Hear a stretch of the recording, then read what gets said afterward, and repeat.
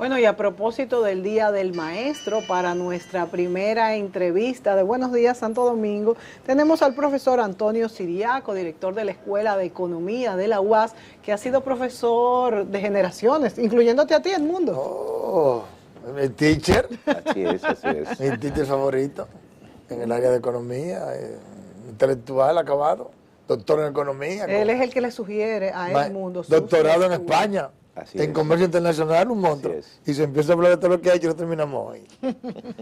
Y ciertamente, además de un gran profesional, también una gran persona. Que es lo más importante.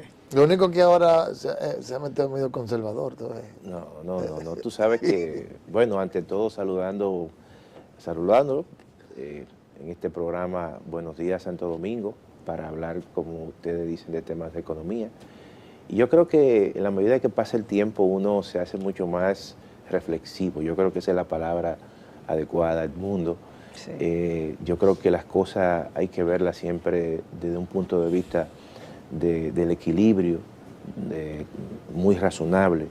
Ya esos excesos yo creo que los seres humanos deben de superar.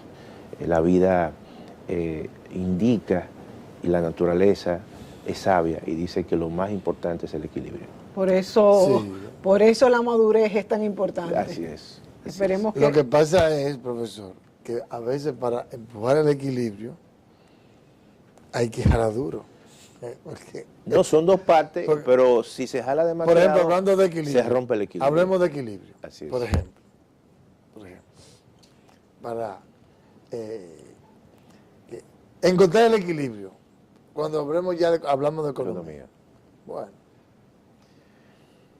yo no puedo pensar que hay un equilibrio en la distribución de la riqueza cuando los números lo dicen así y cuando vemos un modelo tributario en el que el pobre y la clase media paga el 63-64% claro, de los ingresos de los tributos.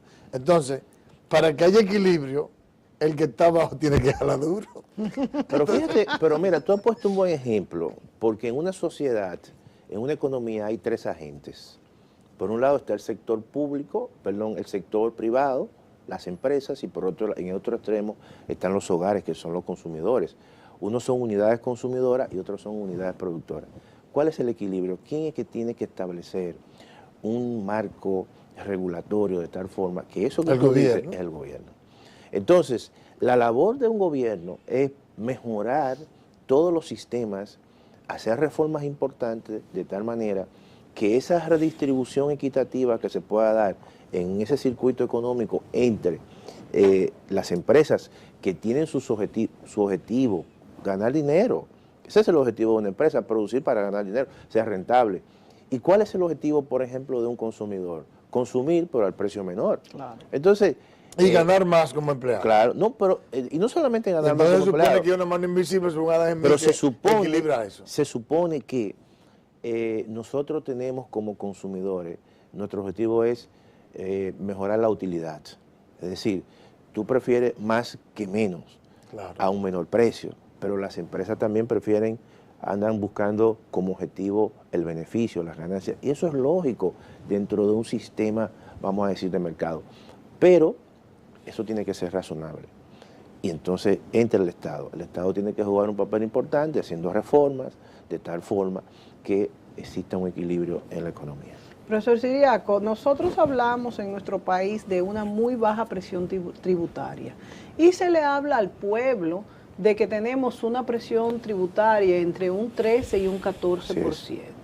Yo creo que es importante este referente porque nos comparamos con otros países, claro, y vemos cómo funciona nuestra economía, pero la gente no entiende eso del 14%, un 13 entre un 14%, y además de que no lo entiende, yo creo particularmente que no refleja lo que es la presión tributaria de cada uno de los contribuyentes, porque una cosa es la economía en total y otra cosa es lo que contribuye cada uno de los agentes económicos, entendiendo cada uno de Claro. los actores, usted. Entonces, la presión tributaria personal en nuestro país, si la calculamos, ronda en un 40%. Entonces, la gente se confunde cuando decimos que es un 13 y un 14%, porque ahí lo que se está calculando es de toda la economía, de lo que se hace en nuestro país, de los productos, de los servicios, Claro, de todo. ¿Qué por ciento recibe el gobierno? Pero ahí en eso que entra, está todo, está el fraude de Odebrecht que entró, Todo. está lo que entró por la remesa que nada tiene que ver. Entonces, ¿cuál es la presión tributaria que pagamos cada uno de los Contribuyentes, ¿no? de los contribuyentes? Mira, yo creo que tú has puesto sobre la mesa un tema muy importante. Y eso trae a colación de que precisamente hay muchos indicadores que utilizan el PIB como denominador. Ese es un elemento importante para que la población lo entienda, que ve este programa. El PIB básicamente es el valor de los bienes y servicios que se producen en una economía durante un año determinado. Entonces, cuando hablamos de la presión tributaria, lo que estamos es haciendo referencia a un coeficiente donde tú agarras todos los ingresos que recibe el Estado, tributarios, por los tributos, y básicamente los divide entre el PIB. Eso te da un 14% para el caso de la República Dominicana y para fines del promedio de América Latina es alrededor de un 23%. ¿Qué ocurre? Que si tú tomas ese indicador es bajo con respecto a el promedio de América Latina. Ahora, cuando tú analizas el PIB incluye aquellas personas que están registrados, que son formales, y aquellos que no están registrados, que son informales. Entonces, el informal, aunque paga impuestos indirectos, es decir, el ITEVI cuando compra en un colmado, en un supermercado, pero no paga impuestos directos, porque no está formalizado, no tiene un RNC. Entonces, ahí tú estás incorporando una cantidad de gente que verdaderamente no tributan. Y eso es lo que trae como consecuencia que da una presión tributaria un tanto subvaluada. Porque el que paga, el que es contribuyente, evidentemente que ese tiene una presión que sobrepasa el 14%. Por mucho. Porque si tú incorporas ahí incluso los costos adicionales por servicios públicos que generalmente el Estado no te provee, el servicio de electricidad, pero entonces tu casa tiene que tener un inversor, tiene que pagar, por ejemplo, agua adicional, comprar agua, porque el agua que te sirve el Estado muchas veces la gente no confía. Todos esos son costos adicionales. Una planta eléctrica. Y eso... Todo eso es cierto. No, pero perdón, Edmundo. Y eso, en cierta manera, hace que la presión tributaria, cuando uno utiliza el PIB como un elemento denominador de referencia, eso oculta una serie de cosas. Eso también pasa con la deuda pública. Por ejemplo, si tú divides la deuda pública entre el PIB, te va a dar alrededor de, hoy en día, casi un 52%. Ahora, eso es alto, pero al fin y al cabo tú tienes que tomar como referencia que es lo más correcto, son los ingresos tributarios. Entonces, ¿por qué? Porque la deuda tú la pagas no es con el PIB. Por supuesto. La deuda tú la pagas es con lo más líquido. ¿Qué es lo más líquido? Los ingresos que recibe el Estado. Entonces, cuando tú divides la deuda entre los ingresos tributarios, te da mucho más alto. Por eso es que generalmente uno tiene que hacer ese tipo de señalamiento para que la gente entienda que muchos de estos indicadores están siendo ponderados por el Producto Interno Bruto, y eso hay limitaciones. Esta es una economía que tiene muy heterogénea, donde hay muchos informales, y como pasa en muchos otros países de América Latina, y en cierta manera muchas personas que están en la informalidad, tanto empresas como personas, no están registrados y no, en cierta manera, tributan de forma directa. Y eso es un elemento, una debilidad estructural que tienen este tipo de economía. Ok. Vuelvo y le digo, usted se ha metido conservador. Ese es el planteamiento de un empresario. Como lo es del generador cuando dice que el problema de eléctrico no es la generación, sino la distribución. Eso es cierto, lo que usted dice. Incluso yo lo he dicho. Pero el problema del ingreso y el problema de la distribución no se va a resolver por ahí. No, porque donde perdón, yo no he entrado a ese problema. Yo tengo o sea, yo estoy hablando sencillamente de cómo tú y cómo se mide la presión tributaria. Sí, el problema de la redistribución es otro. Pero para medir el problema de la presión tributaria, Sí, sí. hay que tomar en cuenta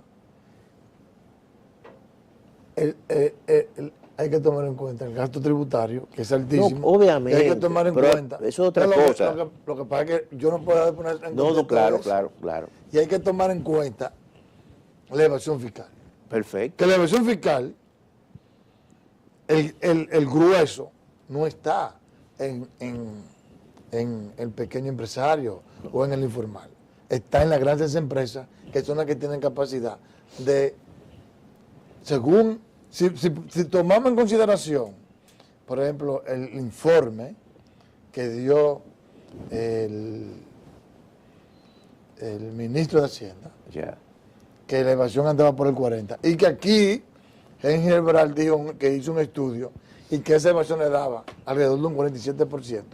De seguro que esa evasión fiscal, de ese 40%, alrededor del 38% es de grandes empresas. Pero también acuérdate, pero oye, profesor, que en las declaraciones de los funcionarios públicos hemos visto el crecimiento del patrimonio no declarado y tampoco se ha pagado Eso es corrupción.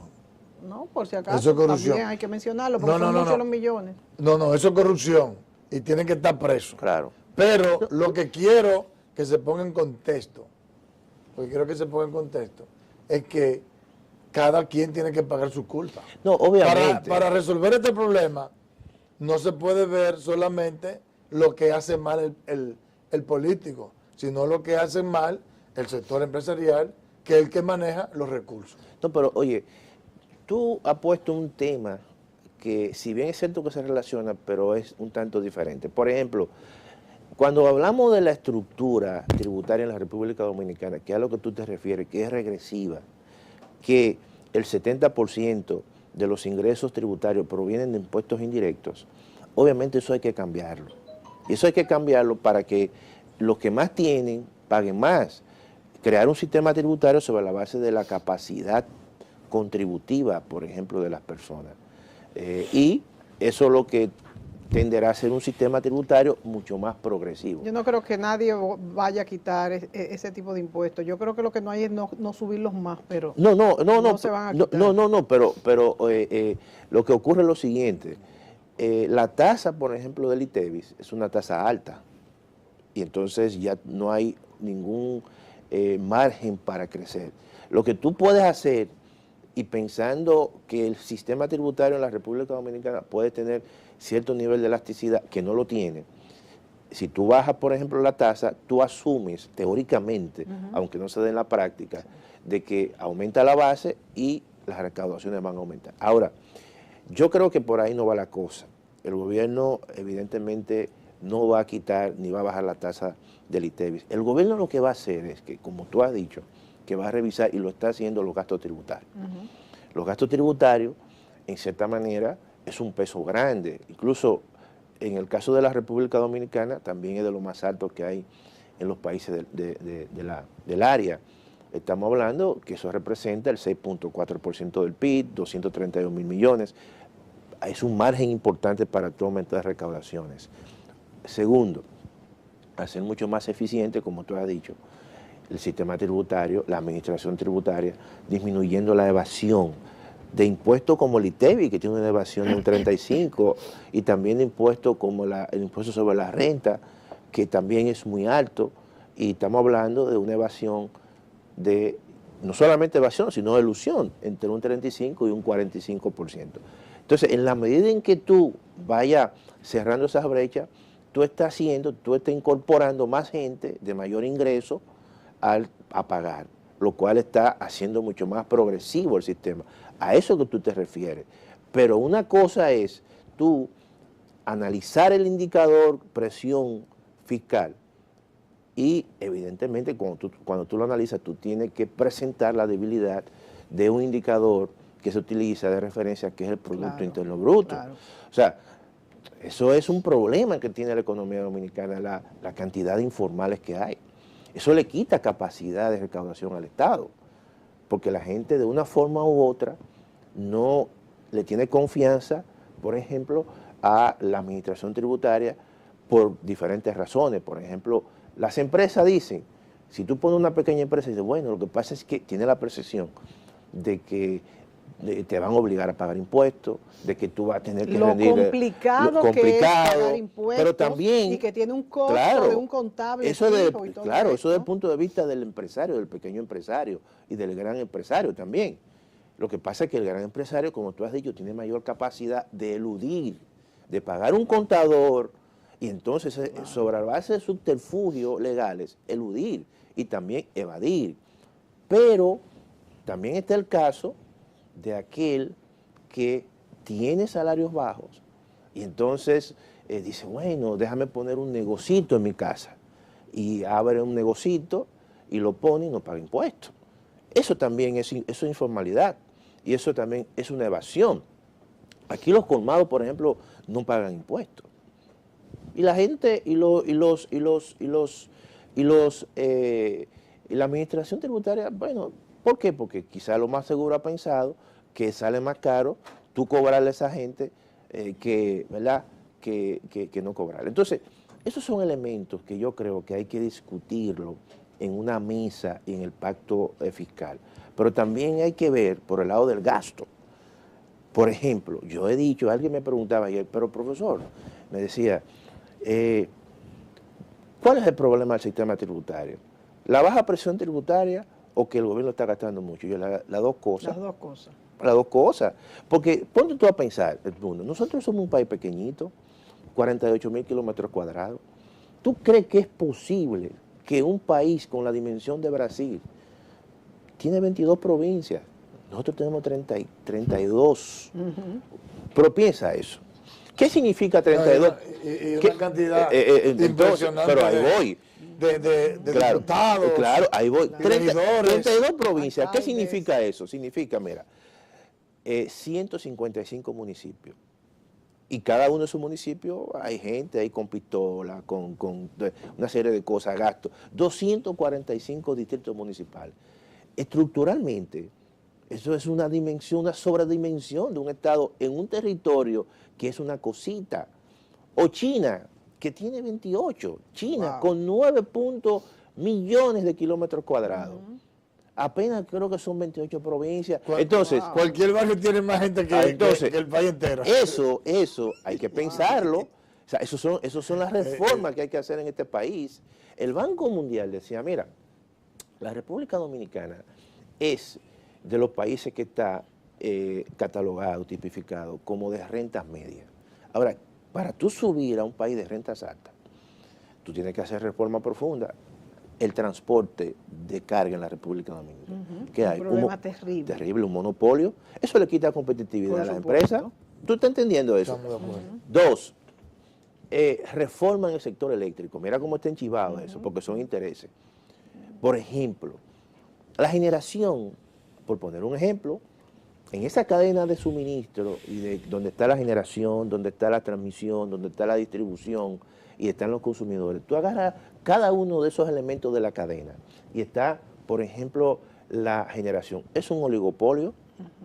¿Qué significa eso? Bueno, que dos personas, 2 o 3 grandes empresas fijan los precios y le fijan los precios a la distribuidora y la distribuidora entonces, en cierta manera, no recibe precios competitivos y eso sencillamente refleja en el consumidor. Te va a encontrar que el consumidor, hay una cantidad importante que no paga luz. Esos son problemas que hay que resolver y reformas que hay que hacer. ¿Tú estás entendiendo? Entonces, y como son tan difíciles de enfrentar, se dejan para luego. Se dejan para luego. ¿Por qué? Porque el político dice, y los partidos políticos ven esto como un mecanismo de costo-beneficio. Y hay reformas que tienen beneficio en el mediano plazo. Sí. Pero el político no lo ve así. Yo te puedo poner un ejemplo. Tú sabes las veces que el doctor Leonel Fernández se refería Barajó la educación. La educación. Yo te voy a preguntar, o sea, y te voy a decir lo siguiente. ¿Qué hizo el presidente Medina? Firmó el pacto y lo aplicó, pero se dio cuenta que haciendo muchas inversiones y gastando ese dinero en infraestructura tenía un retorno político. Sí. Y es así. Eso le ha creado una base en términos de cantidad de gente que recibe pago por el desayuno escolar, cantidad de gente, ingeniero, que recibe pago por la construcción de escuelas. Pero, DJ, ¿tú estás entendiendo eso? Porque la reforma tiene permítame eso. disentir usted Claro. ahí. Es que no es un asunto de que se tiene que ver como que es un beneficio político. Claro que lo es, pero ese es el camino. O sea, por ejemplo, Yo lo hice así, pero es que la clase política no lo entiende. Pero es que yo he entrevistado, Ajá. mínimo, mientras fui Sí, reportero, sí, no. 60 veces a, ¿cómo se llama esta presidenta del Así es Almanzar. No. Presidenta del colegio de profesores. A María Teresa. María Teresa. Y cada vez que yo hablaba con María Teresa, ella me decía, aquí hay un déficit de 30,000 aulas. Entonces, usted que es profesor, sabe que en un aula donde hay 50 gente, 70 gente para no se aprende. Bien, por algo en la maestría hay un límite, 20 estudiantes, para que se pueda... Claro. Entonces, si hay un déficit de 30,000 aulas, lo primero que hay que construir las aulas. Entonces, no se puede pensar que ese camino fue politiquero. No, perdón. Yo estoy hablando sobre la base de la lógica del político. ¿Por qué no quieren aprobar el 4%? Si es así como tú dices. Pero por eso, porque veían que era demasiado costoso para el retorno y que el no Estado... Pero un el presidente supo capitalizarlo luego. Entonces, una vez se dieron cuenta de que había una rentabilidad política mayor que el coste político, entonces ahora lo están aplicando. ¿Tú estás entendiendo? Esa es la lógica del político. Yo te estoy haciendo un análisis sobre la base de cuál es la lógica del político. Yo lo veo desde un punto de vista del mediano plazo. Yo creo que hay situaciones que en el corto plazo tú vas a generar costos, pero luego a partir de determinada época o años son rentabilidad política, pero el político, por su visión de corto plazo, no lo ve así. Profesor, tenemos ya poco tiempo. Sí. Me gustaría, para cerrar esta entrevista, que usted nos dijera, de cara a estos escándalos de corrupción que se han dado en el país y de cara a una que se veía venir, una inminente reforma fiscal que obviamente ha quedado aplazada por lo menos un año más por todo esto, ¿cuál ve usted que será el comportamiento económico del país? Mira, este año yo creo que la economía ha venido ralentizándose, y lo dijo el gobernador del Banco Central, por situaciones incluso del entorno internacional. Sí. La economía va a termina creciendo como entre un 5, 5.5 en esa horquilla. No va a terminar creciendo en un 6%, 6.5, 6.6. Hay otro elemento que para mí es riesgoso y es preocupante, es el tema de la deuda. Entonces tú tienes lo siguiente, una economía que disminuye su crecimiento. El crecimiento, el PIB es la base imponible de los ingresos tributarios, y eso entonces, los ingresos tributarios se utilizan para el pago de la deuda. Si tú sigues aumentando la deuda y tus ingresos pueden mermar, siempre y cuando tú no tengas una eficiencia muy grande a nivel de la administración tributaria, entonces tú puedes tener problemas, y el déficit del sector público, que está proyectado para este año entre 2.3, 2.4, se puede incrementar. Y eso es un elemento de riesgo que tiene la economía. ¿Qué dice el ejercicio presupuestario de este año? ¿Qué le dice que se va? El déficit va a estar por encima de lo que está. Hasta ahora las proyecciones oficiales indican que el déficit se va a mantener. Ahora, de un 2.3. 2.3. Pero como la economía ha venido perdiendo, como dicen, fuerza, eso puede al final complicar un poco las cosas. Yo creo que el gran golpe de suerte que ha habido en los últimos años ha sido el derrumbe de los precios del petróleo. Claro, y que parece que parece que va a seguir el gobierno incluso haciendo los ajustes en términos de los ingresos que recibe tributario, producto precisamente de los impuestos a la gasolina, a pesar de todo, el gobierno va a tener este año ahorro por encima de los 600 millones de dólares. ¿Y por ahí no se puede financiar ese 2.3 entonces? Bueno, se puede financiar, pero si tú tienes ingresos menores, producto de que la economía crece menos, genera menos empleo, se crean menos empresas, entonces ahí se puede agravar un poco, porque la disminución en los precios del petróleo evidentemente es una tendencia de años anteriores. Entonces eso es un elemento que también hay que tomar en consideración. Por eso es que no es lo mismo tú tener un derrumbe en los precios del petróleo, pero que tú tengas altos niveles de crecimiento por encima del 6, 6.5, y eso obviamente te da mucho mayor ahorro. Ahora el ahorro, a pesar de que los precios del petróleo han venido descendiendo un poquito, pero no en esa magnitud, vamos a decir, de pasar de 100 a 50 o a 40. Entonces tú puedes disminuir un poco los niveles de ahorro y aumentar el déficit del sector público. Entonces, por eso es que hay que tener mucho cuidado. La economía hay que mantenerla siempre en constante monitoreo, porque la economía dominicana es pequeña, depende mucho de los choques internacionales y es obvio que lo que tenemos nosotros, como no somos una economía que podemos cambiar precios internacionales como la economía china, sino lo que nos queda es monitorear básicamente todo lo que los acontecimientos. Lo que hay que hacer todo el mundo lo sabe. Es una reforma que hay que hacer. Hace tiempo que sabe que hay que hacer una reforma. No es tan sencillo. Y la están barajando. Pero tú lo sabes, pero eso es lo que hay que hacer. No, obviamente. Pero ellos lo saben. Pero, por ejemplo, ¿cuántos años tiene la reforma eléctrica? Exacto. ¿O cuántas reformas se han hecho porque que no han sido Claro, porque es que el apropiadas? problema de una democracia y el problema de tú avanzar sobre la base de los consensos, que hay veces que los consensos te pueden durar hasta 10 años para tú consensuar una ley. Y si no se hace por consenso, entonces no es democrática. No Así es tan sencillo. Esa es la situación. Bueno, el detalle es los políticos que hagan lo que les parece. Ahora, como comunicador y usted como técnico tiene que decir lo que hay que hacer. Lo que hay que hacer es una reforma. No, pero yo lo estoy diciendo.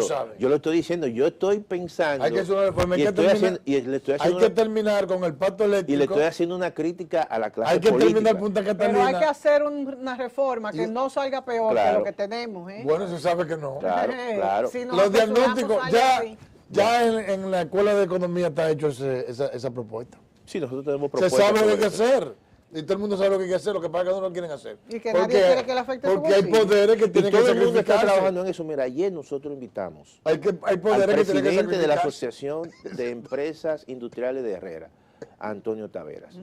Ellos tienen hace tiempo su reforma, han venido trabajando en eso. Todos los grupos están en eso. Yo creo que hasta la iglesia. Y la iglesia tiene eso. Nos están haciendo señas, profesor Siriaco. Qué bueno haberlo tenido esta mañana. No, para mí ha sido un placer estar a ustedes en Buenos Días, Santo Domingo. Seguimos, Teacher, señor. cuídese. Siempre.